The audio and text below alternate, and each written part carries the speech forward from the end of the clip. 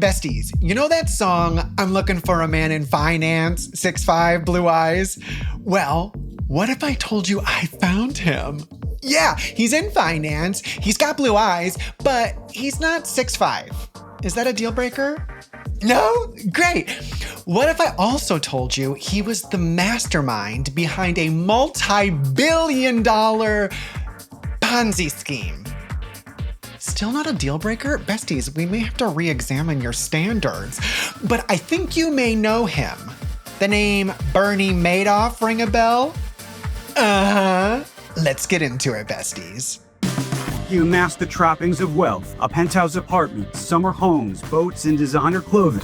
Madoff conducted a $65 billion fraud that left thousands of victims financially shattered. The FBI arrested him this morning after he told senior employees yesterday that his business was a giant Ponzi scheme. We are on a sinking ship. From Wondery and At Will Media, this is The Big Flop, where we chronicle the greatest flubs, fails, and blunders of all time. I'm your host, Misha Brown, social media superstar and the sassiest short seller of flops at your bestie Misha. And on our show today, I'm very, very excited because we have some comedians. They are digital creators, and you can catch them on Wildin Out. It's Brent Pella and Joey Dardano. Woo!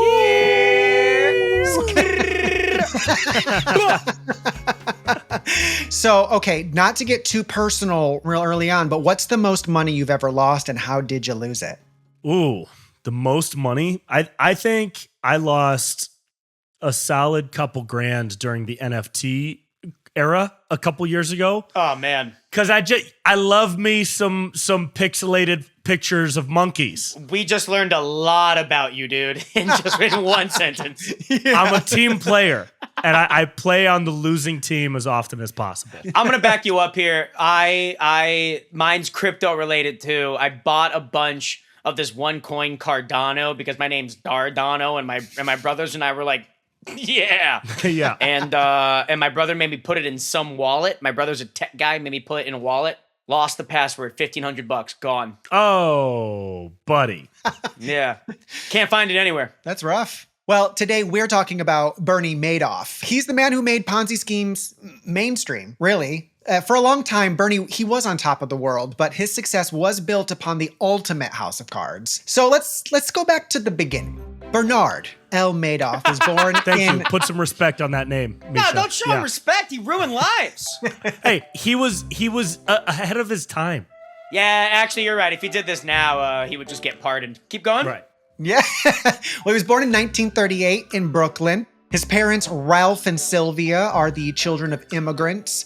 And Ralph and Sylvia, they get married right in the middle of the Great Depression. His dad gets work as a plumber, but the family often struggles to make ends meet. You know, times are tough. It's called the Great Depression for a reason.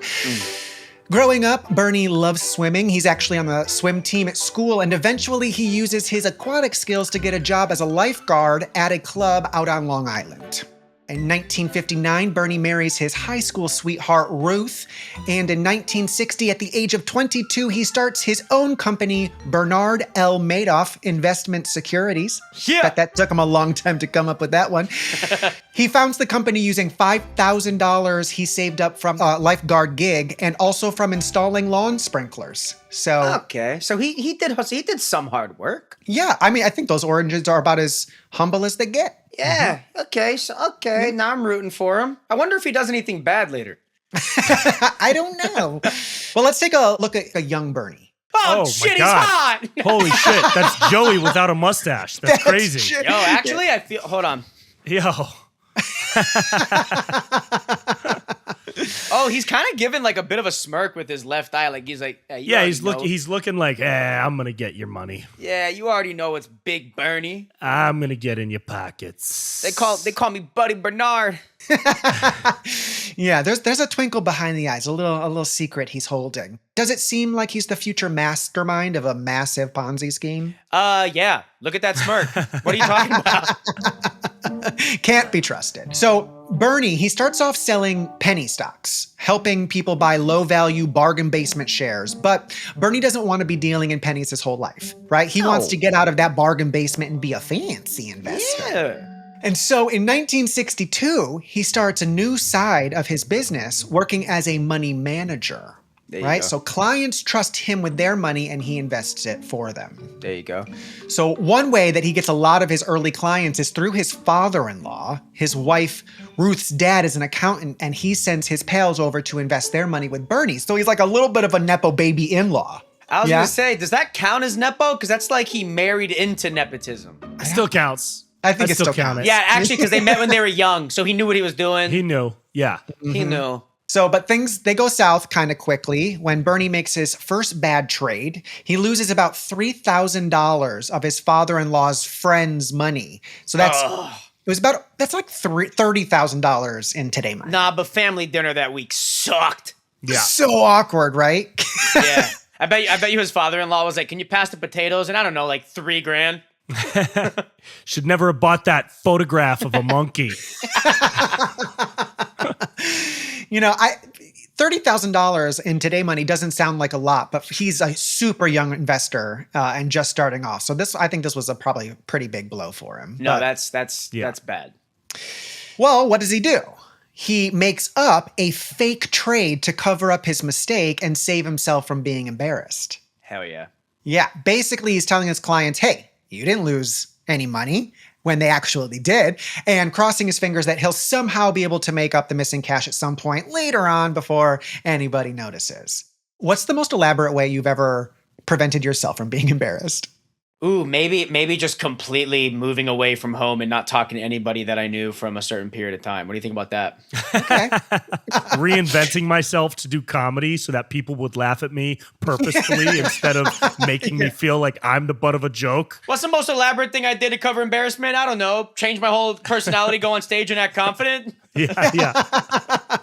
I know, right? My theater career wasn't working out, and instead of getting a real job, I got TikTok famous. So how Right. about that? There you go. How about that? Well, I feel like we all bonded right there. I know, that was nice. Well, with Bernie's little lie, he's planted seeds of the charade that will one day grow into the biggest Ponzi scheme of all time. So let's pause for a second and talk about Ponzi schemes. Yeah. What do you know about them?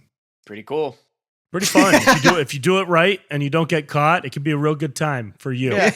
You keep bringing money in, and then you use that money, and then you bring more money. You keep a little for yourself because you're doing all the work of bringing the money in. You might as well Yeah. have a little bit for yourself. Absolutely. For someone not in business, that sounds like a business. Yeah. Yeah, Totally. to be fair. That just sounds like how a business is. Oh, we need more money to pay back people who we owe. I'm going to bring in more money. Yeah. Boom. Truthfully, Easy. where's the miscommunication there? Right. Basically, a Ponzi scheme is a scam where you claim you're investing money for your clients, but what you're really doing is taking new clients' money and using it to pay back those earlier investors. Okay, so it's the lack of investments that's the issue. Yes. All right. You give me $2 and I say, hey, I'll be able to give you back $4. So now I need to find two more people who will be able to give me $2 so I have enough to pay you back. So in order to keep a Ponzi scheme going, like you said, you need to keep bringing in money. You need to keep bringing in new clients to give you their money. It's like running on a treadmill, but the only way to keep the treadmill going is to set the speed higher and higher. And also, if you stop and fall off, you go to prison. So how does Bernie keep building this Ponzi scheme? Well, it turns out it was pretty easy to convince his father-in-law's friends that he was doing a great job managing their cash. So he figures, why not just kick the bluffing into overdrive? So Bernie slowly brings more and more investors into his money managing business. And he starts by roping in people in his social circles. First his family members, friends, then acquaintances, colleagues. So everybody's fair game to good old Burns. Yeah. And to start, people, they weren't giving him huge amounts of money. We're talking a few $1,000s per investor. Though, of course, as it grows, so does the amount of money that Bernie's able to bring in. Now, if he were actually investing and managing this money correctly, there'd be no problem here. But because he's already gotten into the habit of lying, it quickly becomes a fraud snowball that gets bigger and bigger as it rolls down a hill of scams. So what do you think it is about Bernie that makes people trust him? That little smirk. He's got a vibe, dude. He's He's got a certain type of vibe. He's got a good look about him, man. He's got a good vibe. Yeah. You can just, there's something about the eyes. Yeah. Just seems like cozy. I feel like Brent and I really caught on to Bernie's vibe kind of immediately Yeah. I think so. in that one photo. Yeah. Well, actually, one of the largest keys to Bernie's success is the exclusivity of it all. So Bernie wants to attract a specific type of person to invest with him. He's going after the kinds of people he meets at country clubs and other elite settings. And he's not just targeting those folks because they're the ones that have, all of the money, but it's also because those people will make him seem more legit. So one of the main ways Bernie brings in these elite investors is by playing hard to get. Ooh. Yeah, when people come to him asking to invest money, he'll often turn them down at first. Oh, you want to give me hundreds of thousands of dollars to invest? So kind of you to offer, but I couldn't possibly. He's like a streetwear brand, but for investing money. Does that scale? Does that make sense? Sure. Yeah. You want it, but you can't buy it. Oh no, not because you can't afford it. We don't have enough. Yeah, we don't have enough. Oh, I also gave away half of it to famous people. Yeah. Yeah, it's kind of a brilliant marketing strategy. If Bernie's out begging people to trust him with their money, that looks desperate, suspicious. But if he doesn't want to take your money, he must have more money than he knows what to do with, right? Yup. Yeah. And the strategy works. Eventually, celebs like Larry King, Steven Spielberg, even Kevin Bacon signs up to invest with Bernie. That's right, Kevin Bacon trusted him with that Footloose money. Damn, Kevin. But then Bernie's 2 foot loose with the money. And Kevin is only 1 degree of separation away from parting with his cash. Think about it. Steven Spielberg had a close encounter with the turd kind because he was shitty with his money. Okay. Yeah, there you go. That worked. That's good. That's good. Yeah, it gets to a point when Bernie takes you on as a client. It's seen as a mark of prestige. So people spread the word about investing with Bernie, and it's word of mouth. Everybody wants to make a connection and get in with him. So now it's important to note that Bernie's not just running the scammy money management side of his business. Some parts of his operation were actually legit. It's like the mullet of scams, like legit business in the front, Ponzi scheme in the back. But there is something pretty interesting about the legit part, and that's that his brother Peter starts working at the firm as the compliance officer. He got his brother involved. Yes, he gets the whole family involved. If I was doing anything illegal, I would keep all loved ones and family away. Away from it. Yeah. So his brother was actually the compliance officer, aka the person who's supposed to make sure that nothing shady's going on. Right? Bernie also brings in his 2 sons, Mark and Andrew, to work on the lawful side of the business. Come on, man. He's bringing everyone down. I know. It's the Titanic of investment firms. But like I said, this legit business, it was pretty successful. He started using computer technology for stock trading in the 1970s, sometime before other businesses even knew how to do that. So the use of computers lets Bernie's firm make stock trades faster and for way less money, and it pays off big for him. In just about 2 decades, almost 10% of all trades of stocks on the New York Stock Exchange go through Madoff's company. That's a massive amount of the market. So big money. But even though his legitimate trades are going pretty well, he's already in deep with his under the radar fraud scheme, and there's no going back. Or who knows, maybe he likes the thrill of keeping this absolutely insane secret. I don't know. But while we're here, let's take a look at a photo of Bernie from around this time. That's the same smirk. Same smirk. Same smirk, same twinkle. Dude, what if it was just like his fetish? Like that's his fetish, was just like lying to people. It just turned him on. Yeah, that might have been his thing. It might not have even have been about the money. He might just like go home every night and get so turned on, like lying to people. Yeah, but actually also here's the thing. Look at that face. I wouldn't think he's messing with, I wouldn't think he's lying. Right. We're joking about his little smirk and twinkle knowing what we know now, but that is a charismatic guy. Totally. He looks like the worst he would do is talk to you about baseball for an hour. Yeah. You know? Yep. Like this guy looks like the worst thing he ever does is just want one more beer. Like, oh, what you want to have? What you have? Like, want to have a little bit more fun? All right, man. Yeah. I'm gonna miss my train, but He looks like he'll give you great advice after you mess something up. You know, Yeah. Oh, yeah. like he's gonna make it all okay. he looks like the dude you call. Dude, he looks like one of the Sandlot kids, all grown up. That's good. Well, even though he's got a trusting face, Bernie's Ponzi scheme is about to suddenly get a whole lot bigger when he gets access to a major new source of cash. Do you have any guesses what Bernard's brand new piggy bank is? George Soros. The government. The government. That's a good guess. Well, in 1989, Bernie's scheme levels up when he gets connected to a major investment firm in Connecticut. I know. No, nothing more thrilling than the words investment firm in Connecticut. Yeah. But stick with me for a minute. The firm starts by giving Bernie $4 million to invest for them. But eventually, they wind up sending over $7 billion his way. Wait, what? Wow. We've been talking about millions up until this point. But this connection also opens up the door to other investment firms and hedge funds sending money Bernie's way. That is a lot of digital monkeys. Lots of NFTs. And that makes Bernie's life a lot easier because these firms are basically doing the work of finding new people to rope into the Ponzi scheme for him.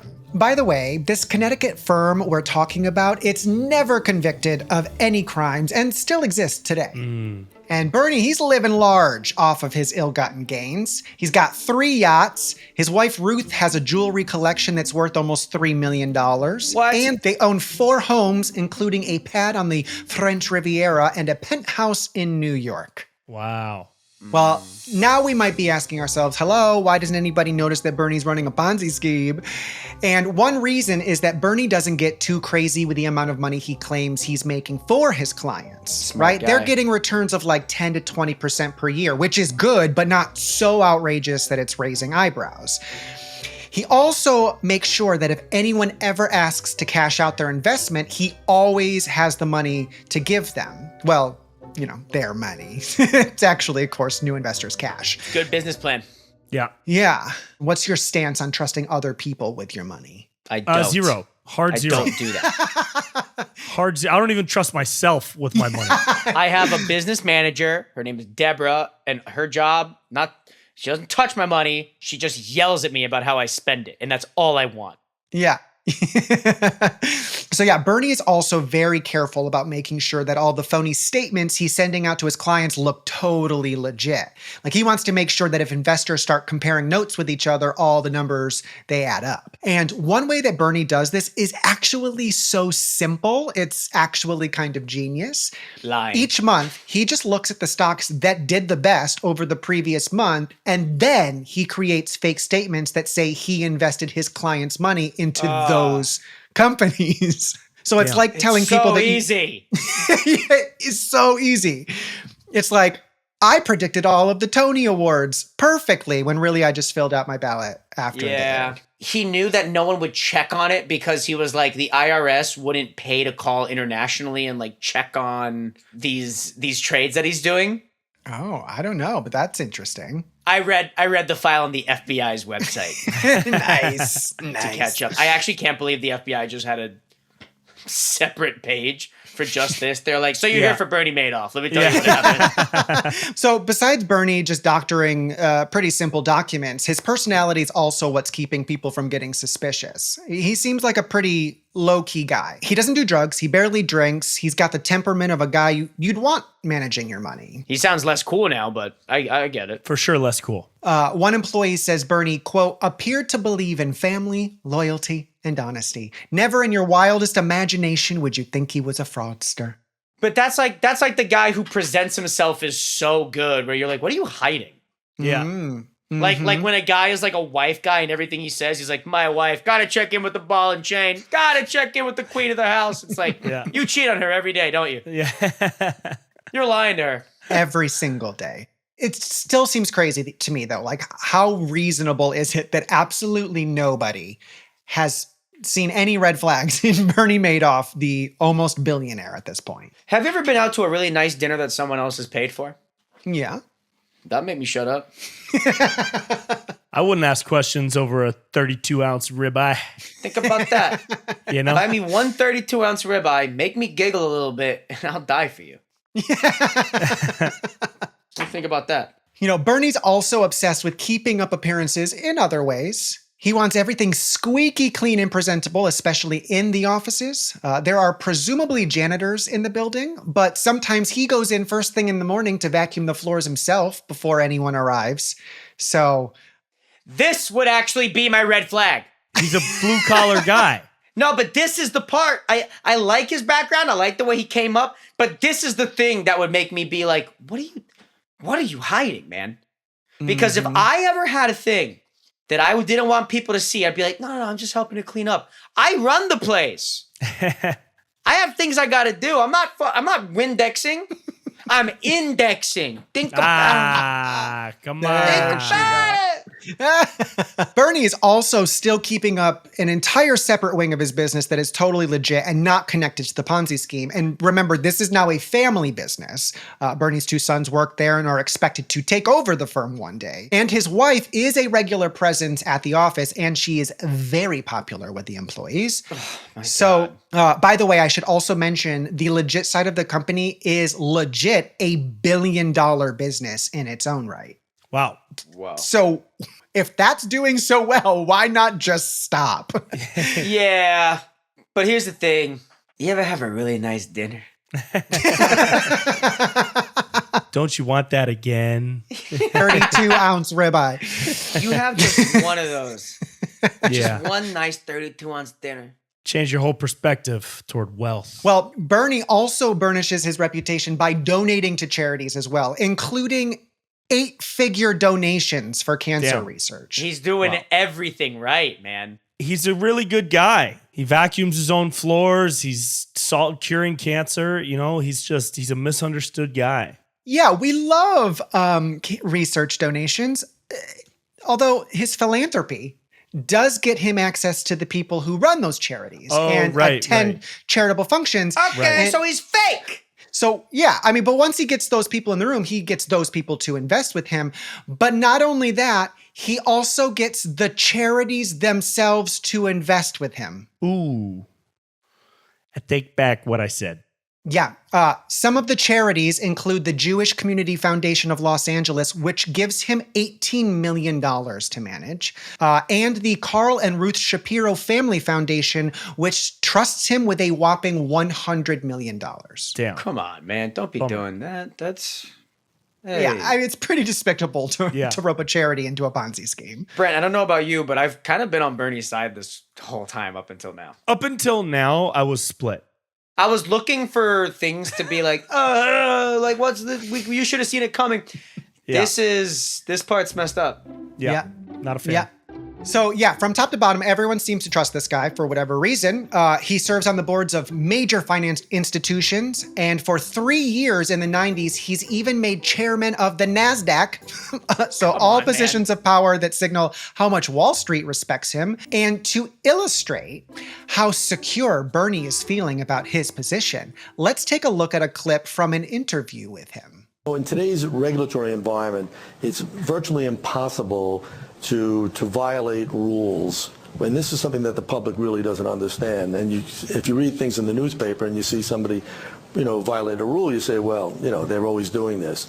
But it's impossible for you to for a violation to go undetected. Certainly not for a considerable period of time. Wow. It's a bit of a dog whistle. Was that during like the height of his scheme? Oh, yeah. That was in the midst? Wow. Oh, yeah. So Crazy. he was giggling in the back of his head. Oh, yeah. Yeah. Yeah, you're going to get caught if you do something bad. Yeah, they don't really like it when you mess with people's money. Hiding his laugh. Yeah. That would have been awesome if he laughed so hard he choked and died in front of everybody, and then we find out about what he did. Yeah. But I mean, this proves, though, that Bernie seems bulletproof at this point. People think it's totally legit. I mean, he's respected and he is loaded. By 2008, his net worth is over $800 million. Come on, man. So Solid. However, there is one thing that could get him down, right? Don't forget, a Ponzi scheme depends on continually bringing in more and more money. So if something were to happen that made a bunch of investors all panic at the same time and not only stop giving Bernie their money, but also try to cash out all of their investments at once, Bernie would be in big trouble. Is there anything in the history of the world you can think that happened like that? Internet digital photos of monkeys. It was NFTs.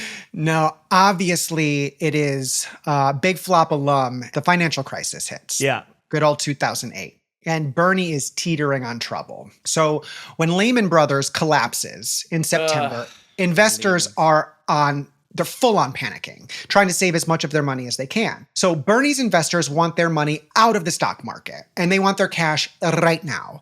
And not just the original amounts they put in, but the gains they've believed they've made over the years. Yep. So clients start pulling more and more money out of Bernie's funds. We're talking like $12 billion by December.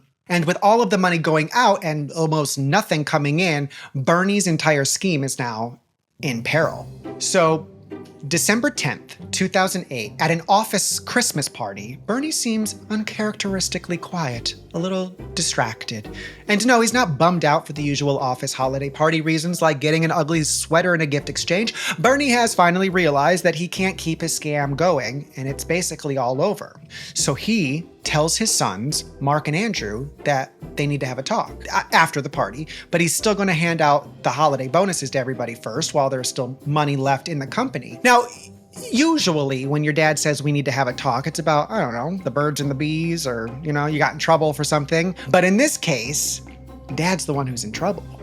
And after the party, Bernie admits to Mark and Andrew that it's all been one big lie. If your dad came to you and said that, what would you do? I'd be like, Dad? Is that you? You just start going blind. I would straight up. I would tell my other brother to just straight up pretend like he had never heard that. Yeah, you also didn't hear that, right?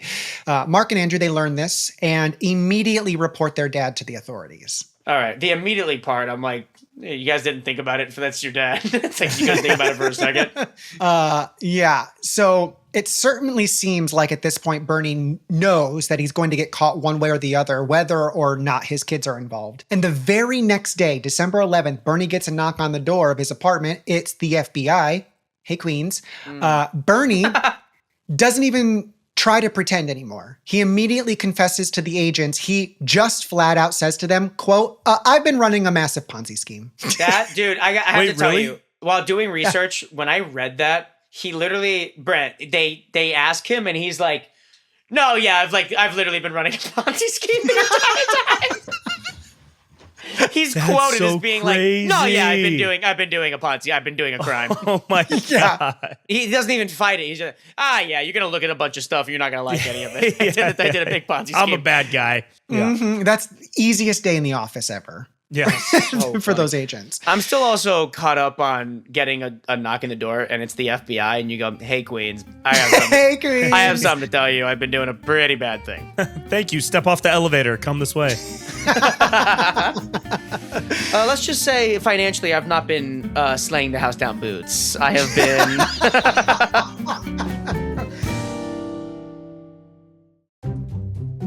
Well, upon Bernie's arrest, the fallout is massive. $64.8 billion have disappeared overnight. The folks who've lost their fortune include celebrities, universities, big financial firms. But it's not just big institutions and millionaires who've lost money. There are a number of small investors who've trusted Bernie with their savings, as did those many charity organizations.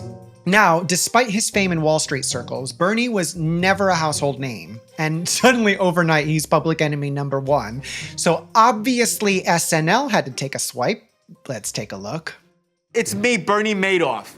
We're having some friends over to watch the Super Bowl on Sunday, and we'd love for you to join us. It should be a great game. And if it's not too much trouble, it would be great if you could bring over that flat screen TV, since ours has been seized by the court to pay creditors. If you can. Take care. Bye-bye.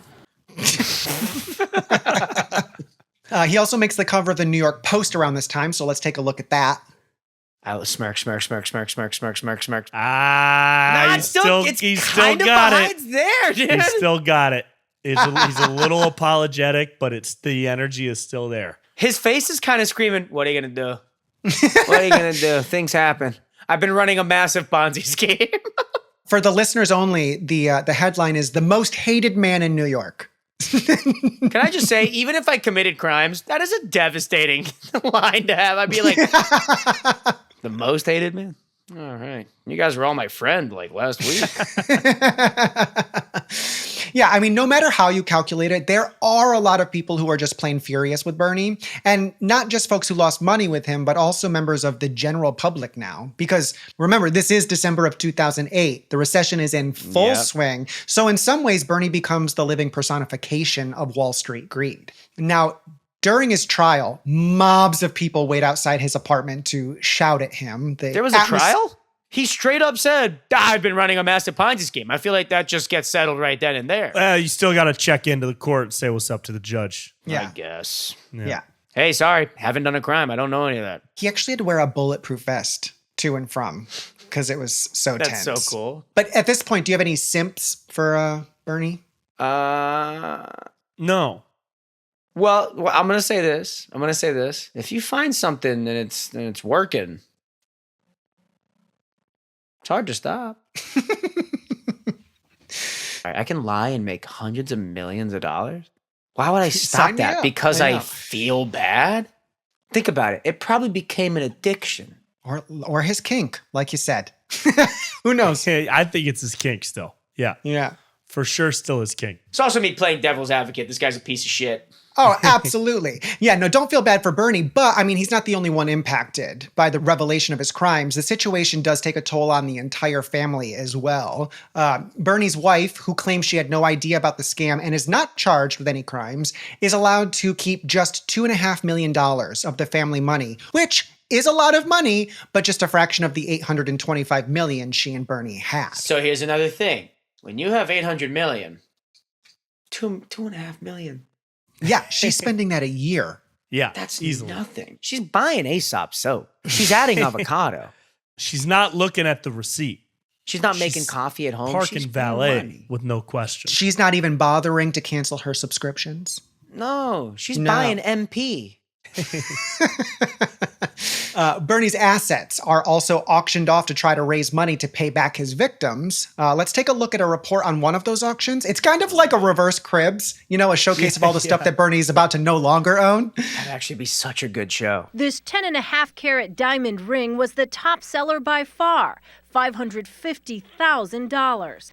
This leather bull footstool sold for $3,000. Cigar aficionados bid competitively for Madoff's humidors. These leather cigar holders sold for $1,300. I didn't know that leather cigar holders exist, and now I know what the hell I'm buying next. That kind of sucks for me. That leather bull footrest for $3,000 sounds like a steal. Just to say I have Bernie Madoff's footstool. Yeah. Yeah. I wouldn't buy it myself. There was some fun stuff there. I like how there was a Bernie Madoff branded umbrella. Yeah. But also, who the hell would buy his freaking slippers that he had with his initials on it? Probably the people that he stole from, just so that they could have some type of ownership. Dude, imagine leaving the courthouse and getting stomped out by someone wearing your slippers. That would be awesome. Cigar burns into your neck with your own cigars. Yeah. Yeah. And then they yell out, I took this out of one of your leather holders, by the way. So it looks like not the entire family was innocent.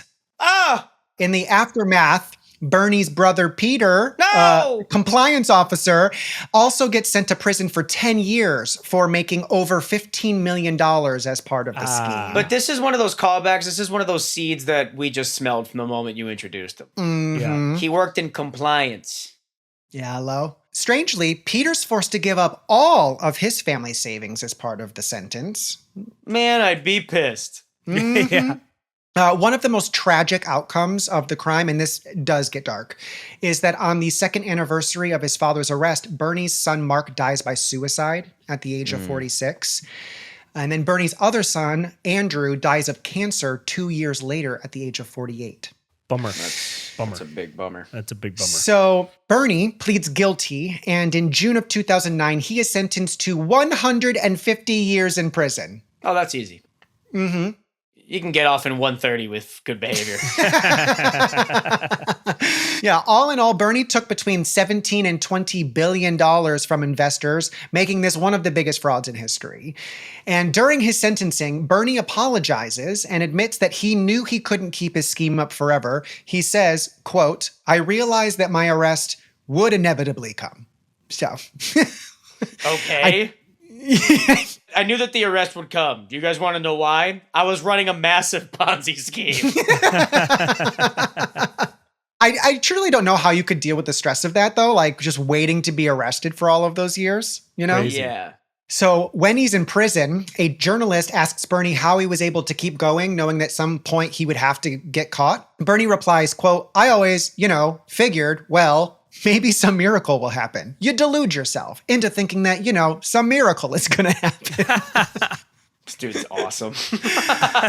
What's crazy is I wonder if he had actually invested money during all those years, if he would have actually made people money and made himself money. It Not seemed as like much. the legit side was doing really well. The legit side was doing well. If he had just taken people's money and actually smartly invested it, it probably would have made him solid money. There was one line in the recent White Lotus where have you guys seen it the last season? Yeah.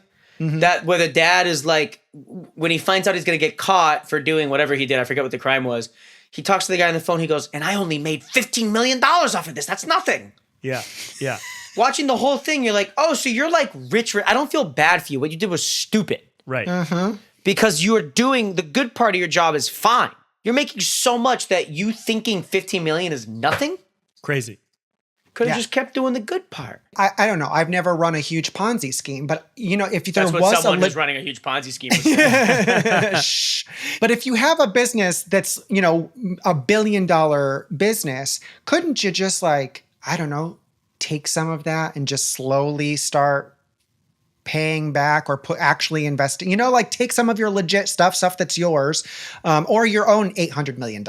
Also, why wouldn't you just with your highfalutin social credit, why don't you just charge more in your rates? Be like, oh, by the way, when you invest with us, we take 20%, but you make a lot of money. You could just raise your rates. You could just charge an obscene amount. Why not just do that? Who knows? Let's ask him. Bernie! Speaking of, let's do a little Where Are They Now? Bernie dies in prison in 2021 at the age of 82. There is no redemption story here. He dies completely disgraced, and his name is forever synonymous with fraud. Seriously, if you look up fraud in the dictionary, there is a picture of Bernie Madoff right next to it. But that being said, here on The Big Flop, we do try to be positive people and end on somewhat of a high. So are there any silver linings that you can think of that came about from Bernie Madoff and his schemes? Somebody is the current owner of some very nice leather cigar cases. Very, very nice. Very nice. About that. Well, we do have a little update that is a true silver lining, and that is as of 2024, the victims of Bernie's scheme have gotten back 94% of their money. Thanks to a fund started by the government. So, wow. Well, now that you both know about Bernie Madoff, the man behind one of the biggest Ponzi schemes in history, would you consider this a baby flop, a big flop, or a mega flop? It's a mega flop. That is a mega flop on par with the flop of the 32-ounce ribeye steak that Bernie would buy people as he seduced them in. I think the only way that this would have been a little flop would be, and this is gonna, is if he got away with it his whole life, and then right after he died, they found out about it, and his family dealt with it. Yeah. Like if he basically got to live this awesome life, then he gets away with it, and his family has to deal with the flop. Then it's not as bad in his perspective. Yeah, it's worse. I think actually in the great scheme of things that'd be worse. But I don't know. Kind of mega flop there. Mega flop. Well, thank you so much to our hilarious guests that I am absolutely invested in. Come on now. Brent Pella and Joey Dardano for joining us here on The Big Flop. Of course, thanks to all of you for listening and watching. If you're enjoying the show, please leave a rating and review or subscribe. And we'll be back next week with another flop. Jen Shaw, former Salt Lake City housewife, once said, "The only thing I'm guilty of is being Shaw-mazing." If that's another way of saying guilty of conspiracy to commit wire fraud in connection with telemarketing, then yeah, she's Shaw-mazing. Bye. Bye. Bye.